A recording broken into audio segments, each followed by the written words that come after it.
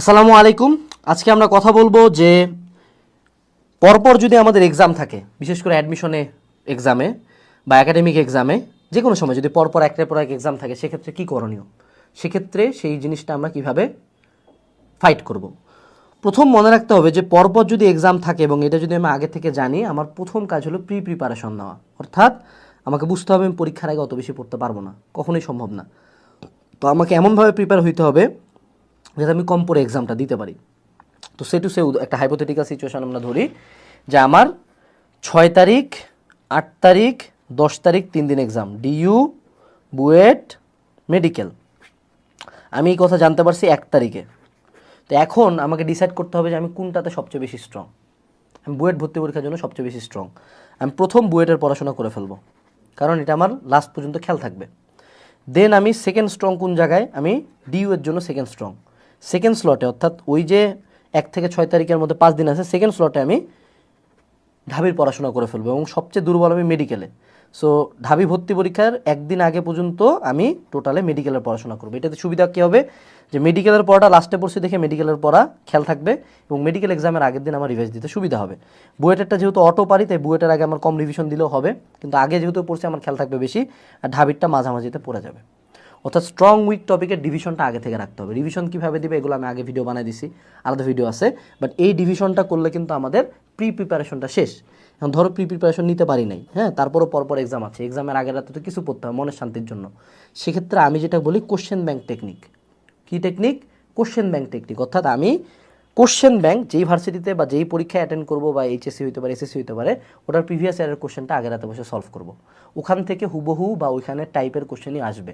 তো এটা আবার কনফিডেন্স বুস্ট আপ দিবে, এবং যখন আমি আগের রাতে কোশ্চেন ব্যাংক সলভ করতে পারতেছি, তখন কিন্তু আমার জন্য মোটিভেটিং ফ্যাক্টর হচ্ছে এটা। এখন প্রশ্ন হলো, প্রথমবার ওই দিন রাতে কোশ্চেন ব্যাংক সলভ করা যাবে না। অর্থাৎ এটা কিন্তু আবার ভালো মতো ডিফারেন্সটা বুঝো, যে তুমি যদি আগে কোশ্চেন ব্যাংক করে থাকো, তাইলে তুমি কুয়েট এক্সামের আগে কুয়েটের কোশ্চেন ব্যাংক দেখো। কিন্তু যদি আগে কোশ্চেন ব্যাংক না করে থাকো, আবার যদি কুয়েট এক্সামের আগে কোশ্চেন ব্যাংক দেখো, তাহলে কিন্তু মারা মামা, পুরা শেষ। আগে কোশ্চেন ব্যাংক শেষ করে দিয়ে দেন করতে হবে। তারপরে 3 নম্বর পয়েন্টে আসি। 3 নম্বর পয়েন্ট হলো লেট ইট গো। পরপর এক্সাম থাকলে 99% টাইম এখানে তোমার কোনো ক্ষমতা নেই, তোমার কিছু করার নাই। সৃষ্টিকর্তার উপর বিশ্বাস রাখবা, যতটুক পড়া যায় পড়বা, দেন গা ছাড়ে দিবা। কনফিডেন্স রাখবা যে এখানে যদি একটা পোলা চান্স পাই আমি। যেমন বাউ ভর্তি পরীক্ষার আগের রাতে একদল কঠিন পড়াশোনা দিচ্ছিল, আমি জানি আমার পড়াশোনা শেষ, আমি যা পড়ছি এর বাইরে কিছু আসা সম্ভব না, যা আসবে দেখা যাবে। আমি আগের রাতে ব্রহ্মপুত্র নদীতে নৌকা নিয়ে ঘুরে বেড়াইছি, ভাইদের সাথে গল্প করছি, একটা পরীক্ষায় অংশগ্রহণ করছি, অনেক কিছু করে বেড়াইছি, তারপর সকালে উঠে এক্সাম দিতে গেছি, ফাড়াই দিয়ে চলে আসছি। ঠিক আছে? তো এই জিনিসটা তোমার মধ্যে থাকতে হবে যে লেট ইট গো। অনেক সময় আমরা খুব জোরে ধরে থাকি, দেখা যায় যে ওই জোরে ধরার কারণে এমন মানে সিরিয়াস হয়ে গেছি যে পরীক্ষা হলে প্যানিক করে ফেলছি। লাস্টে চলে আসো, নো ব্রেকস। নো ব্রেকস ফির মানে কি? নো ব্রেকস মানে ধরো তোমার পরপর এক্সাম, তুমি ম্যাথ পরীক্ষা দিয়ে আসছো, ম্যাথ পরীক্ষা তোমার দুপুর 2টা থেকে 5টা পর্যন্ত হয়েছে, তোমার মাঝে একদিন বন্ধ আছে, তারপরের দিন তোমার ফিজিক্স পরীক্ষা।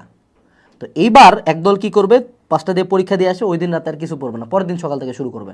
বিথ দ্য ডিফারেন্ট গাই। যেদিন পরীক্ষা শেষ, পরীক্ষা শেষে অটোতে করে আসতেছো না, অটোর মধ্যে পড়া শুরু করো ফিজিক্স, তুমি দেখবে একটা বাকি বুস্ট আপ পাওয়া। প্রথম দিনই ট্রাই করো ফিজিক্সের হাফ শেষ করে দাও, দ্বিতীয় দিন রিল্যাক্স করবা, দ্বিতীয় দিন ধীরে ধীরে বাকি হাফ শেষ করবা। এইটা আমার জন্য খুব বেশি কাজে দিছিল।